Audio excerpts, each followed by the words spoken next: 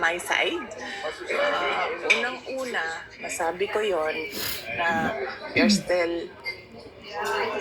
we're actually behind sa education system natin compared to more developed countries around the world. And that is true.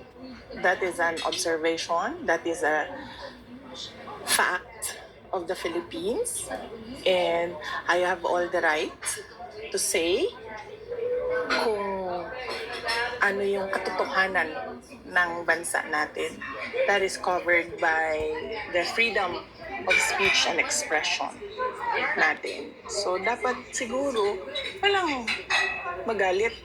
Kasi yun naman yung katotohanan ng bansa natin eh. Saan ba tayo magsisimula mag-isip ng mga solusyon kung hindi natin tanggapin na merong problema yung bayan? Tama. Pangalawa, hindi ko maintindihan saan nanggagaling yung total failure ako as a Department of Education Secretary. Kasi iba yung actions ni BBM noong ako ay nag-tender ng resignation. Kung maalala ninyo, that was June 19, 2024. It was a Wednesday. Matagal ko na pinag-isipan yung pagre-resign. Inisip ko na kapag mag-resign ako, habang nasa administration ako, inaatake ako. Pag nag-resign ako, dodoble yung atake sa akin. Yeah. Sobrang atake sa'yo ngayon na eh. Posibleng mag-file ng impeachment case sa akin dahil September 2023 Alam niya na nga pala na So, matagal ko na hawak-hawak yung resignation letter na yun. Matagal akong pabalik-balik sa Malacanang, pero hindi ko talaga pa naibigay. Pero nung June 19, 2024, dun ko na isip na yun ang pinakatamang panahon na ibigay ko na yung irrevocable resignation ko. Kasi merong meeting sa Malacanang about opening of classes na hindi naman dapat na umaabot sa level ng Pangulo, pero meeting ko no para sa kung kailan magbubukas ang klase. So after nung meeting, nag-request ako kay President Marcos if I can have a few minutes of his time. Meron lang akong ibigay sa kanya na sulat. So ang ginawa niya, sinabi niya, so ano kasi yun? Meron silang reception area, tapos papasok ka sa isang room. Doon sa room, doon ginagawa yung meetings nila. Merong conference table. Tapos pinapasok niya ako sa isa pang room doon sa loob. Nagmukha siyang office na may table, may office table, may lounge, merong living room. Doon niya ako dinala. Meron pa isang conference table. So, tinanong pa nga niya ako hindi ka pa nakapasok dito? Sabi ko, hindi. First time ko ito nakapasok dito. Tapos nagkwento pa siya na, nung panahon ng tatay ko, ito parang daw, kung saan nag-gather ang mga tao.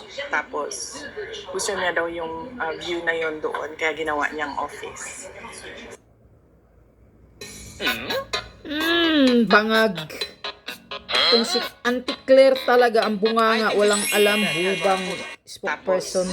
Gusto niya daw yung view na yon doon, kaya ginawa niyang office. Sabi ko, okay. Gumanon lang ako. And then sinabi ko na sa kanya, may dala ako na letter, ibibigay ko sa'yo. Tapos binigay ko sa kanya.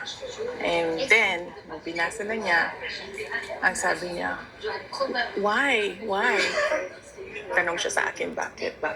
Tapos sinabi ko sa kanya, ayaw ko na pag-usapan kung bakit ako mag-resign. Para sa akin ba, kailangan pa ba itanong yun? Hindi mo ba nakikita kung ano yung ginagawa ninyo sa akin? O parang hindi naman ako masokista na aatakihin ninyo ako nang aatakihin habang nagtatrabaho ako para sa inyo, and to think na the Department of Education was the department that was delivering results sa administration. So hindi na ako sabi ko ayaw kong pag-usapan. And then sabi niya, he tried to ask me to stay. Tapos sabi ko, ayoko na. And then, ang sunod niyang ginawa, inofera niya ako, may gusto ka ba na posisyon? Sabi ko, wala akong gustong posisyon. Tapos ang sunod niyang sinabi sa akin, pwede ka bang tumulong sa midterm elections para sa mga senators? Tapos sabi niya, kasi di ba yung pugpong ng pagbabago, kasali naman yun sa unit team noon. Gumanon siya. Sabi ko, hindi ko, pag-iisipan ko, pero wala pa akong plano para sa 2025 midterm elections ng senators. So, clearly, lahat ng attempts niya to make me reconsider my resignation, na sinabi niya, magstay lang ako as Department Secretary o DepEd, na sinabi niya, gusto ko bang lumipat sa ibang posisyon, sabihin ko daw sa kanya, na sinabi niya, pwede ba akong tumulong sa midterm elections ng 2025. So, hindi yun actions ng taong tumitingin as failure ako. Action yun ng taong tumitingin na kailangan niya yung trabaho ko. Correct. Tama. So, hindi ko alam saan nagagaling yung sinasabi nilang failure ako sa Si Auntie Claire lang naman nagsasabing failure ang DepEd. At ang clincher dito, hindi yun. Hindi yung gusto niya akong manatili at magtrabaho para sa kanya sa administrasyon. Yun yung pag-alis ko, nagbeso-beso siya sa akin. This was 10:25 or 10:30 in the morning.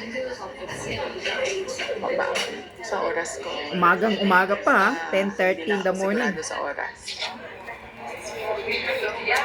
Yes, tama. Kasi ito yung pumasok sa isip ko eh. Tama yung oras ko. 10:25, 10:30 in the morning. Amoy alak siya. Tumador na, At amoy kung alak na. pahulain, kung ano yung alak na yon, whiskey. Pero, hindi ko naman siya nakita nag-inom ng whiskey. Nakikita ko siya lagi umiinom ng champagne. Pero amoy alak siya at 10:30 in the morning. Doon na-confirm yung decision ko na mag-resign. Grabe So, hindi ako ang failure. Siguro, ang failure is yung 10:30 pa lang ng umaga, amoy alak ka na. Sana